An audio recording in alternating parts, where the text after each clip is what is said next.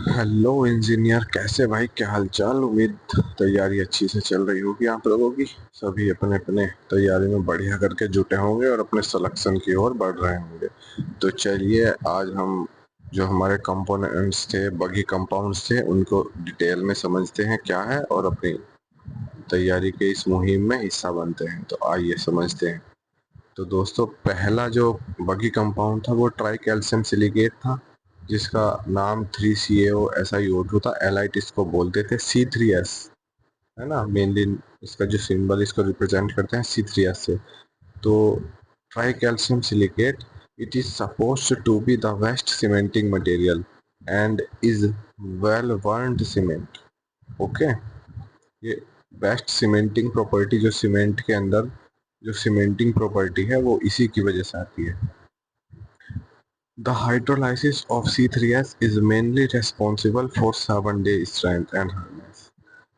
C3S जो होता है, ये 7 दिन की स्ट्रेंथ के लिए रेस्पॉन्सिबल होता है। Hence, its concentration can be increased when the initial strength requirement is more. For example, in case of residential building and rigid pavement construction in cold weather. Okay. तो ये इसको हम ऐसे समझ सकते हैं कि जो इनिशियल स्ट्रेंथ रिक्वायर्ड होती है वो हमको C3S से मिलती है।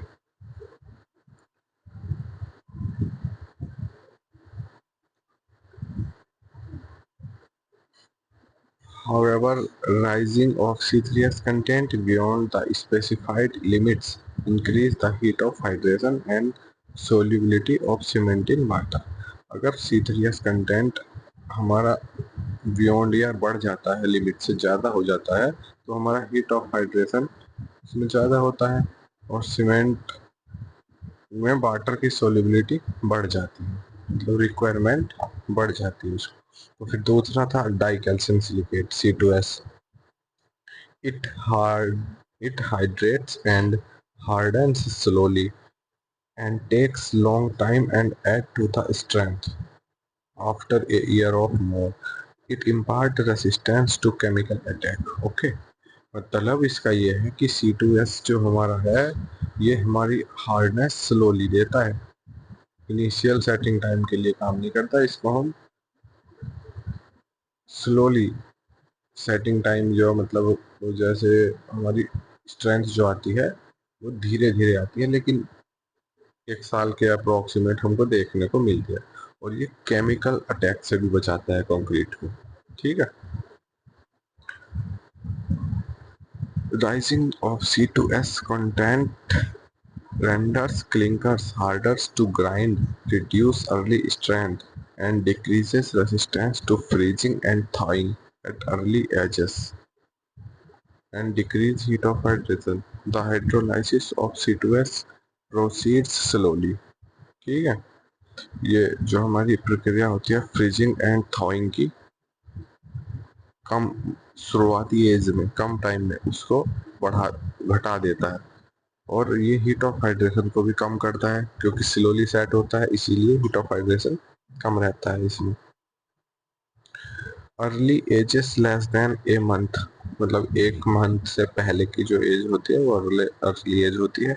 C2S has little influence on strength and hardness while after 1 year। इसकी जो स्ट्रेंथ देखने को मिलती है 1 साल के बाद, फुल स्ट्रेंथ इसकी देखने को मिलती है। 1 साल के बाद जो इसकी स्ट्रेंथ होती है वो लगभग लगभग C3S के इक्वल होती है। ओके। फिर होता है try calcium aluminate C3A। It rapidly react with water. ये ट्राई कैल्शियम एल्यूमिनेट मतलब एल्यूमिनियम होता है इसमें, तो ये वाटर के साथ रैपिडली एकदम से रिएक्ट करता है and is responsible for flash set और finally grounded clinker.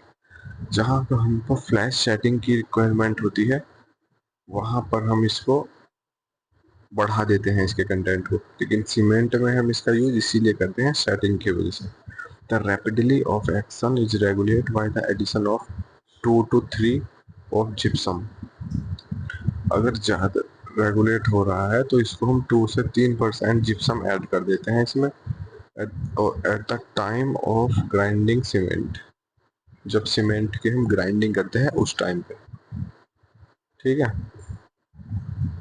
Try calcium aluminate is responsible for the initial set, try calcium aluminate की वजह से हमें इनिशियल सेटिंग मिलती है।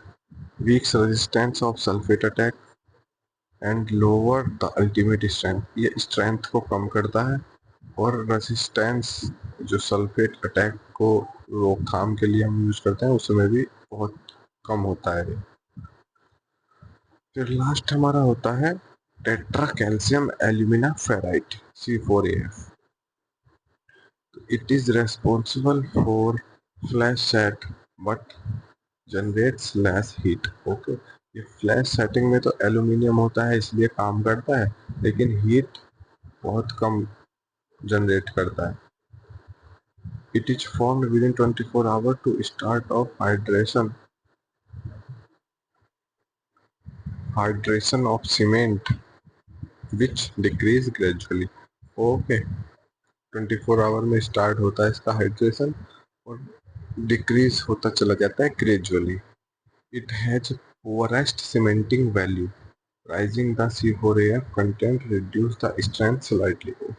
इसमें कोई सीमेंटिंग प्रॉपर्टी नहीं होती है, सिर्फ बाइंडिंग मटेरियल नहीं है। और अगर C4AF को हम राइज करते हैं मीन्स इसकी मात्रा को बढ़ाते हैं, इसके कंटेंट को इंक्रीज करते हैं, तो ये स्ट्रेंथ को भी स्लाइटली रिड्यूस करता है। तो दोस्तों ये हमने इसके जो हमारे बगी कंपाउंड्स थे उनके बारे में डिटेल में पढ़ा। अब आप बताइए आपको कैसा लगा, कैसा समझ में आया, अपना आप कमेंट कीजिए, अपना फीडबैक दीजिए और हम इसी मुहिम में अगले टॉपिक सीमेंट टॉपिक के अगले पार्ट के साथ फिर से नई वीडियो के साथ हाजिर होते हैं। वीडियो में बने रहने के लिए थैंक्स गाइस।